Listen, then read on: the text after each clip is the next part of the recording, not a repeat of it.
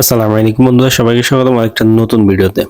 এই পাসপোর্ট নিয়ে জরুরি একটা আপডেট দেওয়া দরকার, কারণ কি এই পাসপোর্টের আবেদন কিন্তু আমরা অনলাইনে করতে গেলে অ্যাপয়েন্টমেন্ট ডেট দেখতেছি না। অর্থাৎ আমি 2026 সাল পুরোটাই অ্যাপয়েন্টমেন্ট নিতে পারতেছি না ফিঙ্গার দেওয়ার জন্য। এখন সমস্যা হলো আমার আকামাও কিন্তু অল্প মেয়াদ আছে, 1-2 মাস পর আকামা শেষ হবে, দ্রুত আমাকে এই পাসপোর্ট করতে হবে। এটা কেন হচ্ছে? যারা নিউজে চোখ রাখছেন তারা কিন্তু দেখতেছেন, এমবাসি থেকে বারবার বলতেছে যে আমাদের এই পাসপোর্টের যে সার্ভার, এই সার্ভারে একটা সমস্যা, কয়েকদিন থেকে সমস্যা। আমি গত সপ্তাহ 2টা অ্যাপ্লাই করছি, আমি কিন্তু এপ্রিলে কোনো ডেট পাই নাই অ্যাপয়েন্টমেন্টের। মেতে আমি ডেট পাইছি, মে শুরুতেও পাইছি, মাঝামাঝিও পাইছি। তখন কিন্তু আমরা মেতে অ্যাভেলেবেল ডেট দেখতে পাইছিলাম, এখন কিন্তু ওইটা নাই। এখন এমন অবস্থা 2026 সাল পুরোটাই ব্ল্যাঙ্ক দেখাইতেছে, কোনো ধরনের ডেট নেই। এমন অবস্থা আমাদের করণীয় কি, আমরা কি করতে পারি এই বিষয়টা জানতে হবে। এই বিষয় নিয়ে কিছু পরামর্শ আপনাদেরকে দিব, যাদের আকামা দ্রুত শেষ হবে। আকামা শেষ হওয়ার আগে আপনি কিভাবে পাসপোর্টটা করতে পারেন। তো প্রথম কথা হলো, আপনি পাসপোর্ট করার জন্য অ্যাপ্লাই তো করবেনই, অনলাইনে এই পাসপোর্টে অ্যাপ্লাই করা বাধ্যতামূলক। এটা দেশে হোক প্রবাসে হোক, সব দেশে একই সিস্টেম। এই পাসপোর্ট করতে হলে প্রথমে আপনাকে এই পাসপোর্ট ওয়েবসাইটে গিয়ে ফর্ম ফিল আপ করতে হবে, আবেদন করতে হবে। এরপরে যে অ্যাপয়েন্টমেন্ট দিবে, যে তারিখ দিবে ফিঙ্গার দেওয়ার জন্য, ওই তারিখ অনুযায়ী আপনাকে জেদ্দা কনসুলেট অথবা রিয়াদ এম্বাসিতে গিয়েই কাজটা সম্পন্ন করতে হবে। নিয়ম হচ্ছে এটা। এখন আপনি তো অ্যাপয়েন্টমেন্টের ডেট পান না, ডেট পাচ্ছেন 8 মাস 9 মাস পরে। এক্ষেত্রে আপনার তো ঝামেলা, কারণ আপনার পাসপোর্ট দরকার 2 মাস পরে। এখন যদি জমা দেন তাহলে নর্মালি 1 মাস 1.5 মাসের মধ্যে পাসপোর্ট পাবেন, আপনি শিওর আছেন, কিন্তু জমা দিতে পারতেছেন না। তাহলে প্রথম পরামর্শ হচ্ছে আপনি আরো 2-3 দিন অপেক্ষা করেন। আরো 2-3 দিন আপনি বারবার সকাল বিকাল 2বার করে ঢুকে দেখবেন অ্যাপয়েন্টমেন্টের ডেট অ্যাভেলেবেল আসে কিনা, এটা আপনি চেক করবেন। যদি দেখেন যে না, আপনি তাও পাচ্ছেন না, তাহলে আপনাকে কষ্ট করতে হবে, টাকা পয়সা একটু খরচ করতে হবে।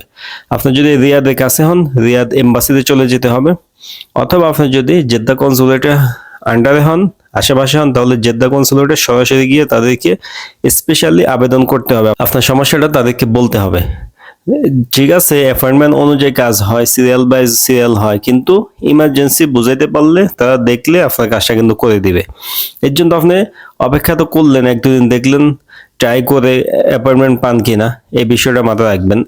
আরেকটা সিস্টেম আছে, সরাসরি এমবাসি বা কনসুলেটের যাওয়ার সিস্টেমটা তো বললাম। আরেকটা সিস্টেম হইলো, যখন কনসুলেট টিম বা এমবাসি টিম কোনো এলাকায় যায়, যদি আপনি যেখানে থাকেন এর পাশের শহরে আপনি শুনছেন যে অমুক ডেটে সামনের সপ্তাহে আসবে, তাহলে আপনি আবেদন করে ওখানে গিয়ে জমা দিবেন।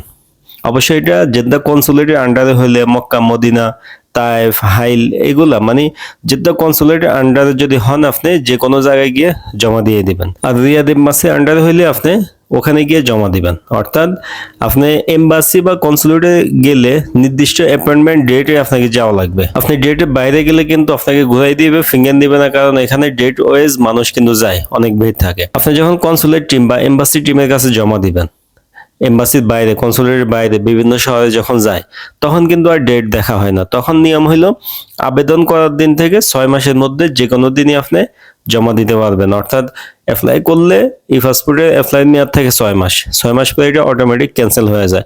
এই 6 মাসের মধ্যে আপনি যে কোনো জায়গায় জমা দিতে পারবেন। এই কারণে আপনি এই সিস্টেমটাও গ্রহণ করতে পারেন। যদি শোনেন যে হ্যাঁ, আপনি থাকেন মক্কাতে, এখন 1 সপ্তাহ পরে তায়েফে কনসুলেট টিম আসবে, আপনি মক্কা থেকে কষ্ট করে তায়েফে এসে জমা দিবেন। আপনার থাকেন আল কাসিমে, এখন আপনি শুনছেন যে দাম্মামের কোথাও আসবে বা আল রাশ আসবে, অর্থাৎ যেখানে আসুক আপনার পাশের জেলা, আপনি সেখানে গিয়ে ফিঙ্গার দেওয়ার চেষ্টা করবেন। এভাবে জমা দিলে আপনি পাসপোর্টটা 1 মাসের ভিতরে আপনি কালেক্ট করতে পারবেন, সর্বোচ্চ 1.5 মাসের মধ্যে পেয়ে যাবেন, যেহেতু এখন জরুরি মুহূর্ত চলতেছে। আশা করতেছি এই বিষয়টা আপনারা বুঝতে পারছেন। আর আরো বেশি ইমার্জেন্সি যদি হয়, সরাসরি একদম সরাসরি কনসুলেট অথবা এমবাসি, এই 2 জায়গা ছাড়া অন্য কোনো সিস্টেম নাই।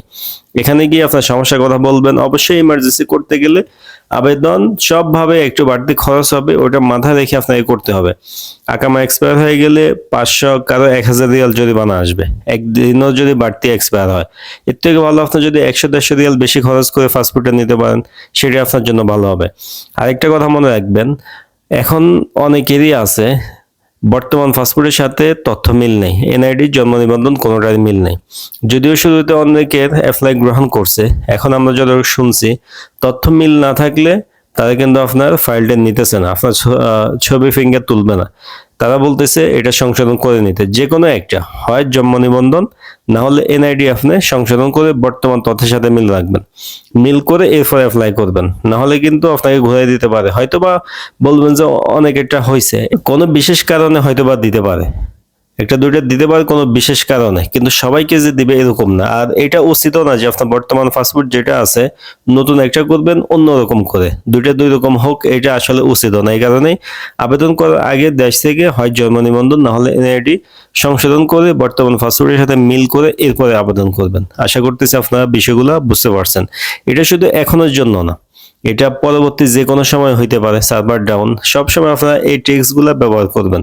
এম্বাসি অথবা কনসুলেট সরাসরি, অথবা আশেপাশে যখন কনসুলেট টিম আসে, এম্বাসি টিম আসে, তখন দিয়ে দেওয়া ইমার্জেন্সির জন্য। এই সব ধরনের সিস্টেম আপনারা ফলো করবেন, না হলে সরাসরি সেখানে গিয়ে আপনার সমস্যায় কি এটা বলবেন, অবশ্যই বিশেষভাবে বিবেচনা করে আপনারটা করে দিবে।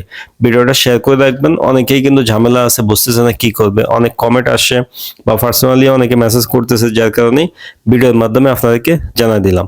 তো সবাই ভালো থাকবেন, কি আপডেট আসে এটা জানার জন্য চ্যানেলে সাবস্ক্রাইব করে রাখবেন। দেখা হবে নতুন ভিডিওতে। আল্লাহ হাফেজ।